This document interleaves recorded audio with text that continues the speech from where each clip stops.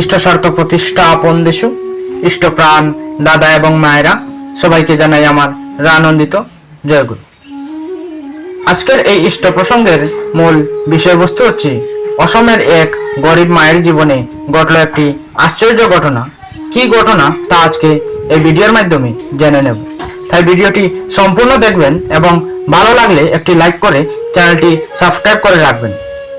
এক গুরু ভাই, যে কিনা একজন কাটুরিয়া, জঙ্গল থেকে কাঠ কেটে বিক্রি করে পরিবার পরিজন নিয়ে জীবনযাপন করছেন। প্রায় 2 বছর পর ওনার একটি ছেলে সন্তানের জন্ম হলো। কয়েক বছর পর সেই ছেলেটি স্কুলে ভর্তি হলো এবং তার পড়াশোনা চলতে লাগলো। সাথে ওনাদের পরিবারে সবার ইষ্টভীতি নাম ধ্যান চলছে। সাথে সে প্রতিদিন ঠাকুরের কাছে প্রার্থনা করত, বলতো, হে ঠাকুর, আমি যেভাবে চলছি সারা জীবন যেন এভাবেই চলতে পারি।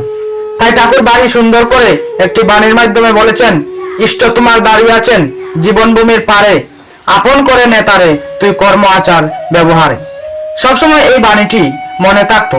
বাণীতে ঠাকুর বলেছেন, ইষ্ট তোমার দাঁড়িয়ে আছেন জীবনভূমির পারে।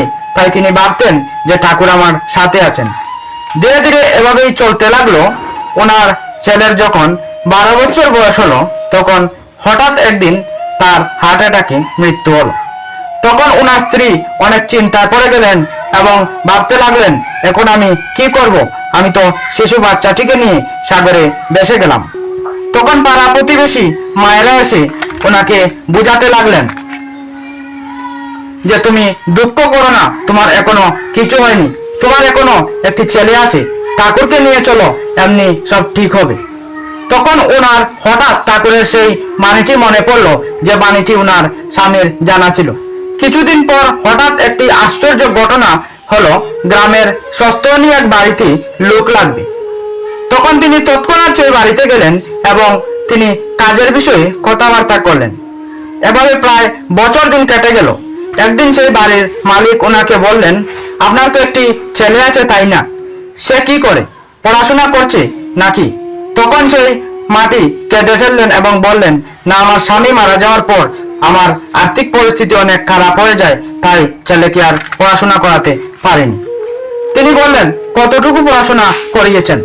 তখন সেই মাটি বললেন, 9ম শ্রেণী পর্যন্ত।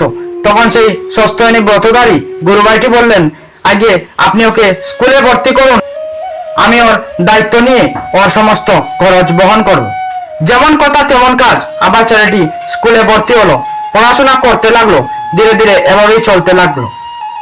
কয়েক বছর পর সে একটি সরকারি স্কুলের প্রধান শিক্ষক হিসেবে নিযুক্ত হলো। তখন তাদের পরিবারের আর্থিক অবস্থা অনেক ভালো হয়ে গেল এবং যে ভাইটি তাকে পড়াশোনা করিয়েছিলেন সেই ভাইটি অনেক খুশি হলেন। তখন সেই মাটি ঠাকুর বাড়িতে গেলেন।